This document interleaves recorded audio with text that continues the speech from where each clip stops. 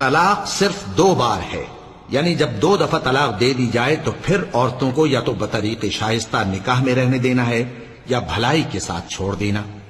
اور یہ جائز نہیں کہ جو مہر تم ان کو دے چکے ہو اس میں سے کچھ واپس لے لو۔ ہاں اگر زن و شوہر کو خوف ہو کہ وہ اللہ کی حدوں کو قائم نہیں رکھ سکیں گے تو اگر عورت خاوند کے ہاتھ سے رہائی پانے کے بدلے میں کچھ دے ڈالے تو دونوں پر کچھ گناہ نہیں۔ یہ اللہ کی مقرر کی ہوئی حدیں ہیں، ان سے باہر نہ نکلنا، اور جو لوگ اللہ کی حدوں سے باہر نکل جائیں گے وہ گناہگار ہوں گے۔ پھر اگر شوہر 2 طلاقوں کے بعد تیسری طلاق عورت کو دے دے تو اس کے بعد جب تک عورت کسی دوسرے شخص سے نکاح نہ کر لے اس پہلے شوہر پر حلال نہ ہوگی۔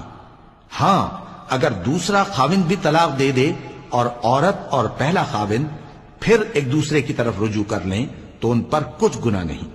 بشرطے کہ دونوں یقین کریں کہ اللہ کی حدوں کو قائم رکھ سکیں گے، اور یہ اللہ کی حدیں ہیں، ان کو وہ ان لوگوں کے لیے بیان فرماتا ہے جو علم رکھتے ہیں۔